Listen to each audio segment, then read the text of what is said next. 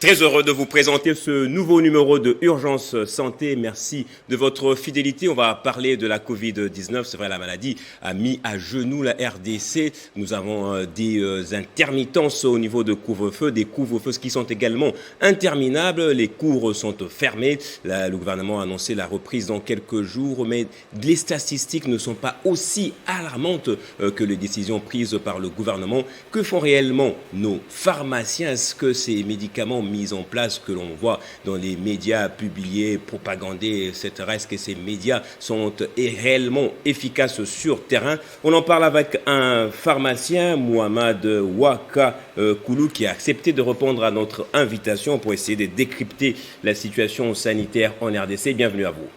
Merci. Alors je disais que vous êtes pharmacien, donc vous connaissez un tout petit peu pour ce qui concerne le traitement local contre le Covid-19. Ma première question, pourquoi est-ce que les médicaments congolais ne sont pas acceptés auprès du gouvernement congolais? D'abord, pour qu'un médicament soit accepté, il y a des règles qu'il faut respecter et il y a toute une procédure qu'il faut respecter. Donc, ce n'est pas que tu te réveilles le matin, tu dis que non, voilà, j'ai un médicament contre ceci, contre cela, et je propose ça au gouvernement. Non, non, non. Il y a des règles qu'il faut respecter et il y a toute une procédure, et c'est sur base des décisions, des expériences venant de la pharmaco expérimentale, et vous introduisez votre dossier technique et finalement, sur base de tout ce que vous avez obtenu comme résultat au niveau de laboratoire et au niveau clinique, que le ministère de la Santé peut vous autoriser de commercialiser un médicament. Mais quand le médicament est autorisé par le ministère de la Santé, personne ne peut dire que non, moi je ne vais pas utiliser ça. Parce que le médicament a déjà une autorisation de mise sur le marché venant du ministre du tutelle. Pharmacien Waka Koulou, Mohamed, regardez-moi, on va parler yeux dans yeux. Ma première question, est-ce que le rapport de proportion entre les statistiques qu'il y a en RDC, pour ce qui concerne les diagnostics, les cas des maladies, même les cas des morts, avec les décisions prises par l'État congolais, est-ce que c'est proportionnel ou peut-être les décisions, on en fait un peu de trop? Par rapport aux décisions, je pense que nous sommes... Vous pouvez me regarder, moi. On va parler comme ça. Oui, c'est moi que vous devez regarder. Voilà. Oui, par rapport aux décisions, je crois que nous sommes victimes du suivisme aveugle de l'équipe de riposte. Parce qu'on ne peut pas nous soumettre à des mesures à peu près superposées de ce qui se passe en France. Nous sommes déjà immunisés. Nous sommes déjà immunisés au regard du nombre de cas que nous avons. Et les cas, quand je dis les cas, je peux m'attarder sur le cas sévère. On ne peut pas nous soumettre au couvre-feu. Le confinement a été une catastrophe pour ce pays. Vous savez, il y a des familles qui ont perdu leur garantie locative. Il y a des gens qui ont perdu toute leur économie. Il y a des gens qui se retrouvent aujourd'hui à la rue. Mais que fait l'État? Parce que, si vous comparez la période où nous étions confinés, et la période avant le confinement, ainsi que la période après le confinement. Mais c'est pendant le confinement qu'il y avait beaucoup de cas de Covid et de décès. Donc cela veut dire que c'est une mesure inadaptée. Je vais vous dire une chose. Et pour aller d'abord à mon idée, je vais vous rappeler ce que Socrate disait. Vous allez philosophie alors qu'on parle de je suis un scientifique, je lis tout scientifique. Voilà. Socrate disait ceci: le seul mal dans la vie d'un homme, c'est l'ignorance. Le seul bien dans la vie d'un homme, c'est la connaissance. Et nous sommes victimes de l'ignorance. Qu'est-ce que nous ignorons en fait? Nous ignorons que nous avons des pharmaciens qui sont capables de mettre en place des médicaments, des traitements qui peuvent guérir facilement de la Covid-19. Exact. Nous ignorons que le virus Covid-19, oui, c'est une variante nouvelle, mais son mécanisme d'infection n'est pas nouvel. Le mécanisme d'infection du virus Covid-19 est connu. Moi, à ma qualité de pharmacien, je peux vous dire que Covid-19 se soigne sans problème avec le médicament que nous avons dans nos pharmacies. Parce que nous avons des médicaments qui ont des mécanismes d'action qui existent dans nos pharmacies, pas seulement dans les pharmacies de la RDC, mais à travers le monde entier. Son mécanisme d'infection est proche de quelle autre maladie? Le mécanisme d'infection du virus Covid-19, mais également de tout le virus, sont intracellulaires. Et ce mécanisme d'action intracellulaire est pareil avec les bactéries intracellulaires qui sont par exemple les chlamydia. Quand je parle de mécanisme d'infection intracellulaire, veut dire quoi? Le virus vit à l'intérieur de la cellule. Donc, pour combattre une pathologie dont l'agent pathogène est causé par un germe ayant un mécanisme d'infection intracellulaire, vous avez des possibilités. Soit vous tuez la cellule qui est infectée, soit vous donnez des médicaments qui vont empêcher à l'agent pathogène de synthétiser son matériel génétique, de synthétiser les protéines qui lui sont bénéfiques pour sa multiplication et causer du tort à l'organisme humain. Mais tous ces médicaments-là, nous en avons dans nos pharmacies. Vous pensez que la Covid-19 est une maladie banale? La Covid-19, c'est une maladie banale, c'est encore mieux. C'est trop moins banal. Parce que mais on a des cas des morts dans le monde. Je reviens sur ce que Socrate disait. La planète Terre était pratiquement barricadée. Je reviens sur Socrate, paix à son âme, Inch'Allah, que Allah lui fasse grâce de l'amener au paradis, Inch'Allah. Socrate n'était ni chrétien, ni partisan de l'islam. C'est un droit que je fais. Voilà. Je dis Inch'Allah, paix à son âme, voilà. Mais ce qu'il a dit continue à produire ses effets bénéfiques aujourd'hui. Socrate disait, le seul mal, c'est l'ignorance. Aussi longtemps, les gens ignorent que les médicaments que nous avons dans nos pharmacies, et il y a des mécanismes d'action qui peuvent soit tuer la cellule infectée, soit empêcher le virus Covid-19 de produire son matériel génétique. Je parle de l'ARN, c'est un virus à l'ARN, et de produire également d'autres protéines qui lui sont bénéfiques pour se multiplier davantage. Ces médicaments sont dans les pharmacies. Aussi longtemps que le monde ignore ça. Mais vous allez... Il s'agit des médicaments propres aux Congolais ou des médicaments que l'on retrouve dans les pharmacies, même dans le monde, en France, aux États-Unis, en Zambie, en Afrique du Sud? Ce sont des médicaments qui sont utilisés partout à travers le monde. Ailleurs, on ne sait pas voir ça. Comment ça? Oui, si vous êtes capable, vous, de voir ces médicaments qui traitent le Covid-19, pourquoi est-ce qu'ailleurs, on ne le déniche pas facilement? Oui, parce que les gens, la plupart des personnes à qui on a confié la responsabilité, n'ont pas une grande connaissance en termes de médicaments. Alors, on va parler des traitements curatifs et préventifs que vous avez déjà pu mettre en place. Vous avez soigné des journalistes, des confrères journalistes, vous avez soigné des non-journalistes également. Vous dites que vous êtes capable de guérir quelqu'un de Covid-19 à moins de 3 jours. Ou à plus de 3 jours. Oui, avec le schéma thérapeutique que j'ai proposé au gouvernement congolais depuis le mois de juin. Ce schéma thérapeutique, si vous le voyez bien, c'est bien indiqué. Schéma thérapeutique, proposition d'un schéma thérapeutique curatif et préventif de Covid-19 à partir des médicaments disponibles dans nos pharmacies. Ce schéma thérapeutique, si au jour d'aujourd'hui, notre gouvernement peut encore jeter un coup d'œil là-dessus, il verra que, j'ai bien dit, du mois de mars jusqu'au mois de mai, j'avais soigné 22 patients atteints de Covid-19. Des cas graves, pas de cas qu'on nous a présentés ici. Un malade atteint de Covid-19 en train de crier « J'ai fait, je dois manger 10 fois par jour et qu'on sort ».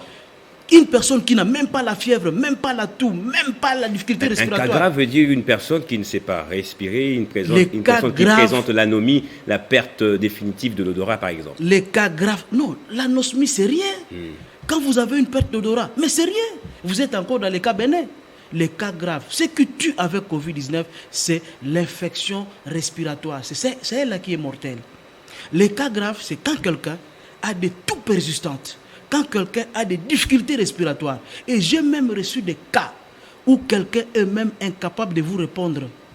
Incapable de se lever seul et aller faire la toilette. Mais grâce aux médicaments que nous avons dans nos pharmacies. À moins de 3 jours, ils sont guéris. Je vous dis, 3 jours de traitement. 4e jour, la personne est guérie. Et j'ai le preuve. Si vous me le permettez, on passe directement aux preuves. Il n'y a pas de problème, l'émission est faite pour ça, justement. Effectivement. C'est une émission à la fois pédagogique et une émission de sensibilisation. Effectivement. Voilà. J'ai rencontré des politiciens. J'ai rencontré même le ministre de la Recherche scientifique. J'ai rencontré des députés. J'ai rencontré certains proches du chef de l'État. Je leur avais dit, je soigne cette maladie, rien qu'avec 5 $, rien qu'avec 20 $, de médicaments, pas me donner. Je les ai soignés tous gratuitement. De médicaments qui coûtent même 5 $, on peut soigner le Covid. Donc, avec 5 $ seulement, on est guéri totalement de la Covid-19, alors que les médicaments fabriqués par vos confrères pharmaciens coûtent à peu près 100 $, 120 $ pour ceux qui est le moins chanceux. Mon frère, je prends Allah le Très-Haut en témoin. Si je meurs après cette parole, Inch'Allah, de la mort au paradis. Parce que je vais quitter la terre des hommes avec la vérité dans ma bouche. Avec 5 $, on peut acheter des médicaments, on est guéri de Covid-19. Vous savez, en date du 20, j'ai reçu un patient qui m'a appelé. Du 20 janvier, vous dites? 20 janvier, bien sûr. Okay. Qui m'a appelé. 2021. Le 20 janvier. Un patient qui m'a appelé parce qu'il a raté son vol, son voyage. Il devrait accompagner l'équipe de Léopard. Auchan. Oui. Par le biais du ministère, on a soumis toutes les personnes qui devraient aller au Cameroun par les tests Covid. Lui est testé positif. Mais avant ça, il avait déjà les problèmes d'anosmie, le perte d'odorat. Avant ça, il avait de fièvre.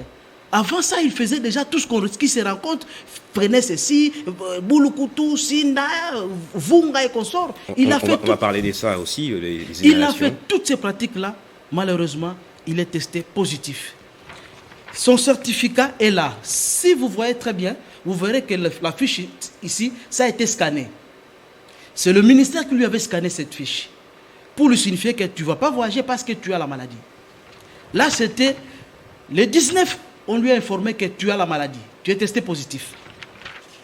Le 20, il commence déjà avec les difficultés respiratoires. Un de ses confrères, à qui je soignais sa femme, qui avait Covid-19, avec un traitement curatif, lui, je lui ai soigné avec un traitement préventif, toujours à partir des médicaments qui sont dans nos pharmacies. Il lui appelle. Pourquoi chez lui, c'est un traitement préventif et l'autre un traitement curatif, alors qu'ils avaient tous été testés positifs au coronavirus? Non. J'ai dit la femme qui avait des symptômes, j'ai soigné avec le traitement curatif. Donc, qu'est-ce que le schéma que j'ai proposé ici, c'est quoi? La personne qui est malade, qui présente des symptômes déjà graves, lui, il prend un traitement curatif. Les gens qui sont autour de lui, ses contacts directs, au lieu de le mettre en quarantaine, non, il y a des médicaments qui vont empêcher au virus de se multiplier et provoquer la maladie ou provoquer les signes de la maladie. Et ce traitement-là que j'appelle le traitement préventif, qui agit mieux que vos vaccins. Oh là là. Qui jusque-là sont encore des vaccins à titre d'expérimental. On dirait de vous que vous êtes prétentieux. Je vais y revenir. Pharmacien Mohamed. Je vais y revenir. Oui. Il est testé positif le 19. Le 20, il commence déjà à développer les symptômes de gravité. À travers son vieux, vous voyez, il me contacte. Ça, c'est une conversation WhatsApp que vous avez capturée et imprimée par après. Oui, apportez votre téléphone. Il m'envoie un voice le 20 janvier, la date est là. Ici, il insiste, aidez-moi. Tout ce que je vous pose comme question, vous avez quel âge et tu pèses combien? Parce que ce schéma thérapeutique est basé sur un tableau posologique qui est là-dedans. Et je dis, vous avez quel type de signe? Il me dit ici, tout est essoufflement. Le soufflement, c'est ce que nous appelons difficulté respiratoire. Je viens. Je dis, tu veux que je te prescris quel type de médicament? C'est au malade de préciser quel type de médicament il doit avoir. Je ne le connaissais pas. Oui. Je ne connaissais pas son bourse. Est-ce que c'est quelqu'un qui a beaucoup d'argent? C'est quelqu'un qui n'a pas assez de moyens? C'est ce qu'on appelle la prescription rationnelle. On ne peut pas prescrire un médicament à quelqu'un qui n'a pas les moyens de s'acheter ces médicaments-là. Non. J'ai dit, tu veux que je te prescris quel type de médicament? Les médicaments d'origine européenne ou asiatique? Et j'insiste, chaque origine a un coût. Parce que le traitement le moins cher avec Covid-19, c'est 5 $. Le médicament que vous allez acheter dans les pharmacies, c'est 5 $. C'est vous-même qui allez acheter. Je ne viens même pas acheter. Je vous dis, allez à la pharmacie, demandez tel produit, tel produit, tel produit. Vous achetez, envoyez-moi les photos. On n'aura même pas besoin de vous rencontrer aussi. Je n'ai même pas Est-ce que vous ne faites pas un peu comme les charlatans non, qui pilulent partout non, en RDC? non. Il y a des patients. C'est le travail professionnel que vous faites là? S'il vous plaît. Oui. Il y a des patients qu'au mois de mars jusqu'au mois de mai, là, j'allais vers le patient. Je le rencontrais. Je le prodiguais des conseils. Je le soignais. Mais quand j'ai proposé chez Schéma à l'État congolais, je les ai dit, j'ai déjà soigné autant. Mais personne, on vous dit, est-ce que tu es déjà allé à l'INRB? Est-ce que c'est comme si l'INRB c'est un centre de traitement, alors que c'est un centre de diagnostic? Alors, personne ne m'a fait confiance. J'ai dit, bon, je vais commencer à soigner les gens même à distance. Ici, il me dit, je veux la guérison. Bref, après ça, les gars me posent la question, est-ce que je peux continuer à prendre le médicament et les citrons, inhalation et tout? Je lui réponds, ça ne sert à rien. C'est passé que tout le Covid. Ouvrons un peu la parenthèse avant que vous poursuivez avec votre récit. Vous pensez réellement que les inhalations, les traitements made in Africa ne sont pas efficaces? Parce qu'on a vu beaucoup de gens présenter des symptômes après des inhalations de boulou-coutou, d'autres formes de tisane. Et après, ils ont eu quelques facilités respiratoires, si je peux dire ainsi. Mon frère, Covid-19, c'est une maladie infectieuse. Vous savez, quand un Congolais, un opportuniste, se dit non, je viens avec l'artémisia, tout ça, il soigne le Covid, je dis, mais regarde-moi cet ignorant. Alors, ayez quand même des mots élégants S'il vous vis-à-vis de plaît, votre confrère. Dire, oui. Appeler quelqu'un ignorant, ce n'est pas une injure. Ce n'est pas une injure. On vous rappelle que il y a des informations que vous manquez. C'est ça. Est-ce que vous dites, moi, dans votre domaine, je suis ignorant?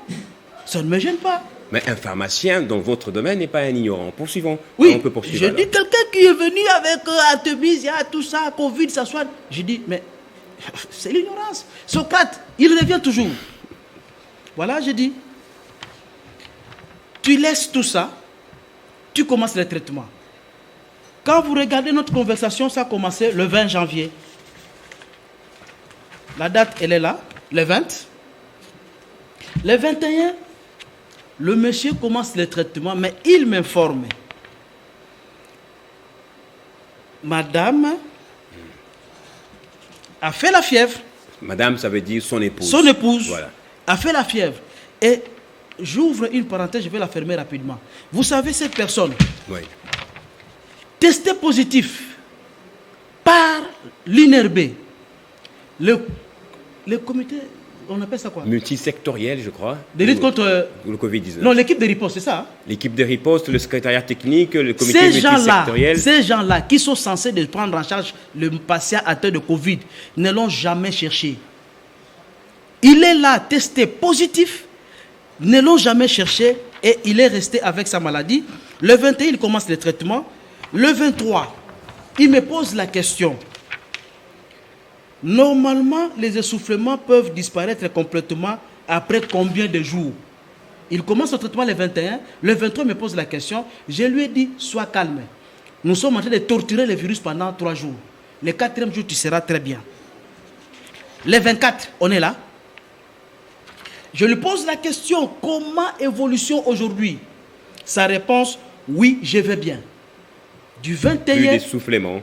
du après 3 jours. 21 au 24, la personne est guérie. Mais regarde, une information intéressante. Comment vous confirmez qu'il est guéri? Parce que nous sommes arrivés à la fin de l'émission. Pharmacien Mohamed.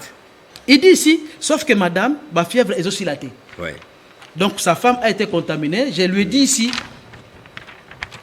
comme tu pèses 62, la femme pèse 59, vous êtes dans la même tranche de poids, dis-lui de prendre le même médicament que toi, sauf le médicament contre la toux. Sa femme a commencé son traitement avec le médicament qu'on retrouve dans les pharmacies. Les 24, les 25, les 26. Les 27, sa femme est guérie. Plus d'essoufflement, la fièvre est partie, et la fatigue est partie et qu'on sort. Le patient décide, le 28, de chercher $30 pour faire le test. Pour faire le test. Le test est là.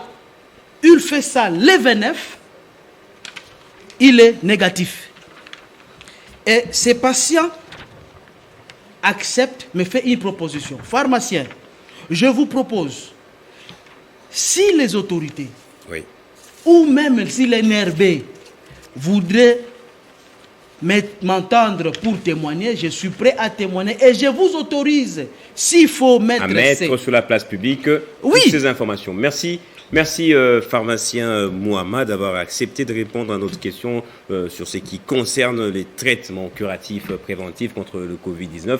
On a remarqué que vous n'êtes pas la seule personne, le seul pharmacien qui peut guérir le Covid-19, à la différence que ce n'est pas un produit que vous avez inventé, mais plutôt parmi les médicaments qui se trouvent, vous savez comment les mixer, comment faire la jonction et produire un effet curatif. Nous vous remercions énormément. On espère vous revoir pour un prochain numéro. Peut-être avec un mot de la fin. On a un mot de la fin rapidement alors. Oui. Un mot. Pour le mot de la fin, parce que les gens vont se poser des questions, il a utilisé quoi? Non, pour soigner le Covid-19 sans problème, vous prenez un antipallidique. Dans les antipallidiques, nous avons des antipallidiques qui sont constitués des deschizoticides à action rapide, ou encore un cytocide à action rapide ou un cytocide à action lente. Vous associez avec des bactériostatiques. Dans les bactériostatiques, vous choisissez un bactériostatique qui va empêcher la synthèse des protéines au niveau de la sous-unité 50S du ribosome, et vous mettez le troisième produit qui est un bactériostatique qui va empêcher la copie de l'ARN messager au niveau de la sous-unité 30S, mais lui, il va se lier plus précisément au niveau de l'ARN ribosomique 16S qui va induire des erreurs dans la copie de l'ARN messager du virus Covid-19. Merci d'avoir aidé nos téléspectateurs avec vos termes et vos mots très, très, très techniques. Merci encore une fois, pharmacien Mohamed. Oui, les gens peuvent me suivre. On vous contactera d'une manière ou d'une autre par Télé 50, rassurément. Il n'y a pas de souci. Merci à vous également de votre fidélité. J'espère fermement qu'avec toutes ces intelligences des personnes qui parviennent à mettre en place des produits, des médicaments, des traitements qui luttent efficacement contre le Covid-19, notre pays, la RDC, sera parmi les premiers pays à mettre un terme avec cette maladie. Très bonne suite de programme sur Télé 50.